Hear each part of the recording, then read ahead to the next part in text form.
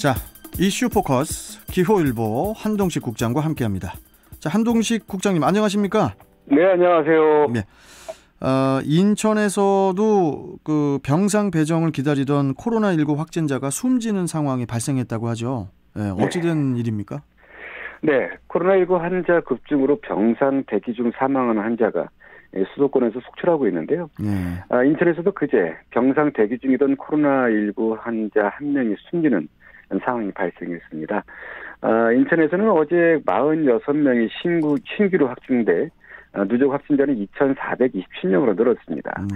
또 확진자 중 2명이 잇따라 사망해 누적 사망자는 11명 늘었는데요. 사망자 중 서구 소재 요양원에서 코로나19 확진 판정을 받은 90대 여성이 지난 21일 병상 대기 중 증세가 악화돼 숨졌습니다. 인천에서 코로나19 확진 환자가 병상을 배정받지 못한 채 숨진 것은 이번이 처음인데요.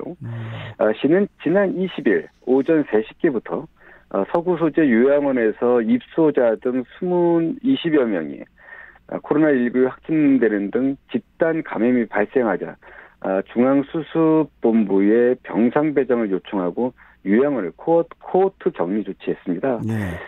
하지만 이제 코로나19 전담 병상이 당일 확보되지 않고요. 지치되면서 요양원에서 병상 이송을 기다리던 90대 고령 환자 결국 사망했습니다. 네.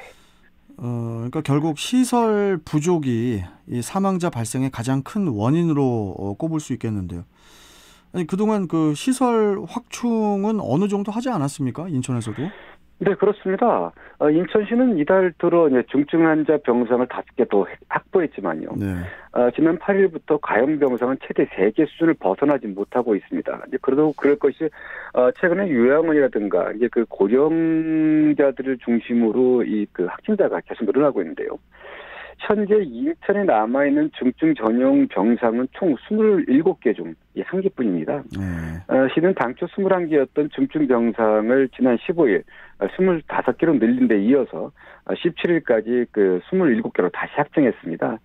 하지만 아까 말씀드린 대로 최근 그 고령자가 많은 그 요양원 입소자 등 이 감염 취약계층을 중심으로 이 집단 감염이 집중 발생하면서 중증 환자가 늘어났는데요. 이 때문에 병상이 이제 크게 부족한 상황이 됐습니다. 시는 긴급하게 그 인천 성모병원에서 확보한 2개 병상을 어제부터 이제 운영을 시작했지만요. 인천의료원에서 확보한 5개 병상은 24일에나 이용이 가능한 탓에요. 중증 환자가 오늘 또다시 발생할 경우에 병상이 없어 대기해야 하는 이 상황이 재현될 수 있다고 합니다.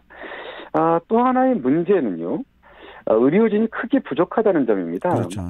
예, 중증 환자가 아니라고 하더라도요. 코로나19 확진자가 바로 병원에 입원할 수 있는 그런 상황이 아닙니다. 감염병 전담 병상은 469개 중 241개로 지금 한 50%가 안 되는 정도로 이제 그 가동되면서 병상은 상대적으로 여유가 있다고 합니다. 근데 이제 그 의료진 등의 그 인력 부족으로 환자가 코로나19 확진 판정을 받고도 바로 입원하지 못하는 그런 구조가 해소되지 않고 있다고 하는데요. 병상은 있는데 의료진이 없어서요. 그렇습니다. 병상은 지금 여유가 있습니다. 그런데 입원한다고 해서 바로 되는 건 아니지 않습니까? 의료진이 그렇죠. 있어야 바로 이제 조치가 취해지는데 지금 왜 그러냐면 그 의사 1명당 그 간호사 10명 이 정도 이렇게 좀 돼야 되는데 지금 그렇게 좀 안 되고 있고요. 그리고 이에 따라서 시는 이 때문에 그 인천에서 그 하루 이상 대기 중인 코로나19 확진 환자만 31명에 달하고 있는데요. 이게 지금 확산세가 계속 늘어나면서 확진자도 늘어나고 있는데 의료진이 지금 감당을 못하고 있는 거고요. 그래서 시는 일단 감염병 전문병원을 비롯한 민간 병원에 병상과 의료진 확보를 요청하기도 하고요. 그리고 또 퇴직했거나 휴직한 의료진은 또 적극적인 동참을 지금 요청하고 있는 상황이라고 합니다. 네. 참 그 좀 여러모로 걱정입니다. 계속. 네. 자, 그리고 오늘 0시부터 그 인천을 비롯한 수도권에서 그 5인 이상 집합을 금지하는 그 행정명령이 이제 발동이 됐는데, 자, 그런데 이 적용 대상이 여전히 모호해가지고 그 시민들이 혼란스러워한다고 하는데요. 좀 어떻습니까? 네, 그 적용 대상에 대해서는 저희도 많이 헷갈리는데요. 이번 행정명령은 동창회나 동호회, 야유회, 송년회 등은 물론이고요. 계모임이나 집들이, 돌잔치, 회갑, 칠수년 등 같은 친목을 목적으로 하는 모든 사회활동이 대상입니다. 네. 다만 결혼식과 장례식은 2.5단계 거리두기 기준인 50명 이하 허용을 유지하고 있고요. 또 행정기관이나 공공기관의 공적인 업무 수행과 기업 등의 경영활동을 위한 행사나 모임은 규제 대상이 아닙니다. 그런데 대체 그 5인 이상의 사적 모임과 공적 모임의 범주를 어떻게 구분할 것이냐, 이거에 대해서는 여전히 헷갈리는데요. 아무래도 상황의 시급성 때문에 시행 하루 전에 전격적으로 발표하면서 혼란을 부추긴 점도 있는데요. 좀 더 구체적으로 상황을 살펴보면 진짜 혼란스러울 지경입니다. 예.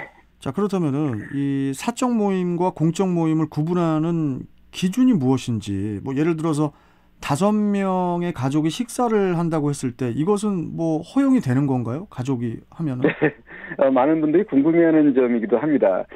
그 말씀 드리기 전에 먼저 이번 행정명령에서 사적 모임의 정의를 보면요. 네. 일상생활을 함께 하지 않고 이 거주 공간을 달리하다 친목만을 목적으로 모이는 경우로 이제 규정하고 있습니다. 이에 따라서 뭐 친척, 지인, 동료, 친구라도 모임이 사교 성격을 갖고 있다면 4명만 모일 수 있고요. 네. 그 이상의 인원이 테이블을 나눠 앉더라도 일단 금지 대상이고요. 말씀하신 것처럼 한 집에 거주하는 5인 이상의 가족이 함께 외식을 하거나 다중이용시설을 방문하는 것은 가능할까요? 일단 가능하다고 하고요. 가능합니까? 예, 일상생활을 함께하는 이 거주 단위로 봤기 때문입니다. 근데 하지만 같은 5명 이상이라도요. 상황에 따라 달라지는 경우도 있습니다. 직장 동료의 경우 이 업무가 끝난 후 5인 이상이 회식을 하는 것은 일단 금지가 됩니다. 회식은 금지. 예, 네, 그런데요. 5인 이상. 예. 네, 5인 이상이 점심 식사를 함께하는 것은 가능할까요? 안 가능할까요? 그것도 안 되지 않나요? 예, 일단은 원칙적으로 5인 이상은 안 되는데요. 네. 업무 시간이기 때문에 이건 또 허용한다고 합니다. 똑같은 5인 기준인데 말이죠. 시는 5인 이상 집합 금지를 위한 추가 방역 수칙도 검토 중이지만 식당이나 영화관 등 불특정 다수가 이용하는 시설에서는 이 공적 모임을 특정하기 어렵다는 이런 반응을 좀 보이고 있는데요. 이와 관련해서 시는 이번 조치는 단속보다는 시민의 경각심 제고와 이 경고적 조치에 중점을 두고 있고요. 그래서 어떻든 뭐 제대로 효과를 거두기 위해서는 그 단속에 걸려서 범칙금을 낸다 이런 것보다는 자발적인 참여를 통해서 어떻든 이번에 이 확산되고 있는 부분을 좀 잡아보자. 이런 부분이니까요. 어떤 시민들께서 불편하고 여러 가지 좀 헷갈리는 부분도 좀 많을 것입니다. 그렇지만 적극적인 동참 일단 좀 같이 하고 최대한 일단은 줄이는 것이 그 부분이 좀 중요한 것 아닌가. 확진자를 네. 줄이는 것이 가장 중요하다. 네네. 뭐 여하튼 이번 그 정부의 조치 지금의 심각한 상황을 대변해주고 있다고 보여지는데요. 뭐 4명이든 5명이든 웬만하면은 오늘부터 연초까지는 뭐 편법 이런 거 좀 쓰지 말고 좀 조용히 지내야 될 것 같습니다. 네. 네. 자, 오늘 말씀 잘 들었고 또 내일 뵙겠습니다. 고맙습니다. 네, 감사합니다. 예. 자, 이슈 포커스 기호일보 한동식 국장이었습니다.